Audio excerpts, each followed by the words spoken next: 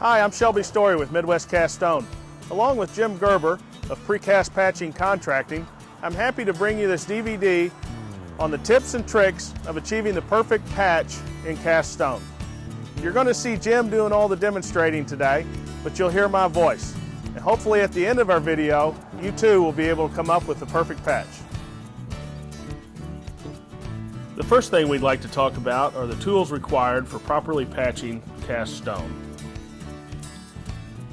There are several items that are required to make a proper patch.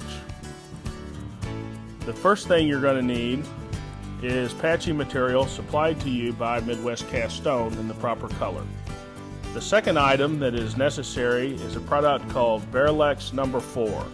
This product is used as a binding agent between the new patch and the old cast stone. It's important to use Barrelex No. 4 instead of other bonding agents such as latex-based agents, because Barrelex does not, despite the fact that it's green, cause staining of the cast stone. The next item you'll need are a couple of spray bottles so you can mix your chemicals in them. You need a couple of sponges for cleaning around your patches. You'll need a small pail to mix your patching material in, a couple of trowels, a 1.5-inch margin trowel for mixing, as well as a small sculpting tool for doing the actual patchwork. The next tool required will be a number of plastic shims. These shims will help sculpt the patch and allow you to get the proper amount of material into the patching location. You'll also need a hammer in case you need to clean up some of the edges around your patching area.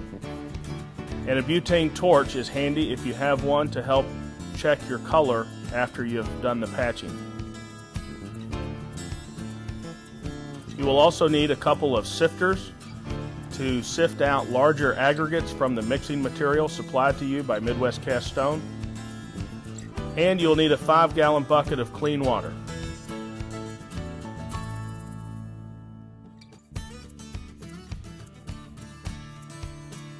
The first thing you want to do is clean all loose material from around your patching site. You might use a hammer if you have larger pieces to remove, but you can probably accomplish this with a wet sponge. When you're ready to mix your patching material, place your sifter above your small pail and simply put some of the mix supplied to you by Midwest Cast Stone into your sifter and sift out the larger aggregates. As you can see, the larger aggregates don't fall through the sifter. The purpose of this is that larger aggregates will stick out in a small patch and make the texture not match the surrounding area. You want the material that you're going to use as your patching material to be very fine. Now we're ready for our mixing solution of Barrelex No. 4 and water. You want to mix this in your spray bottle at a ratio of 20:1 water to Barrelex. We will use this mixture of Barrelex and water to moisten the patching material.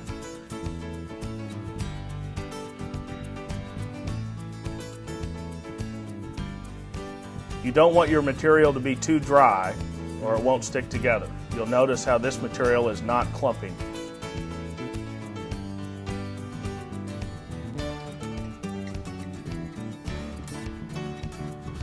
You also don't want to get your mixture too wet.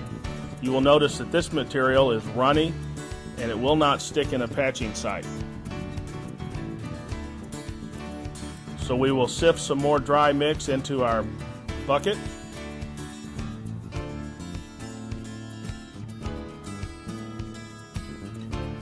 You will notice that Jim has accomplished the perfect moisture level in the patching material so that it clumps in your hand and holds its shape.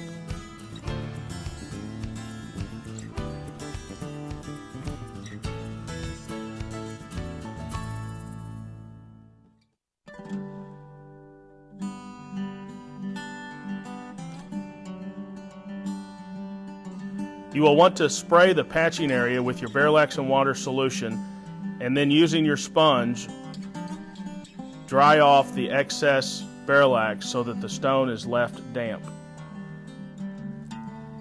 Using your small trowel and your plastic shim, you will fill the hole with patching material At first, your goal is simply to fill the hole with patching material. You will want to compact this material as tightly as you can inside the patching area.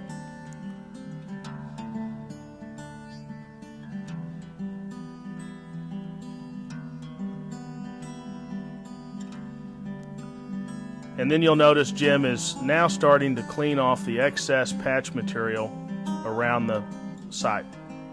These small sculpting tools are excellent tools for making sure that you get your edges feathered in just right so that the patch dries and looks natural.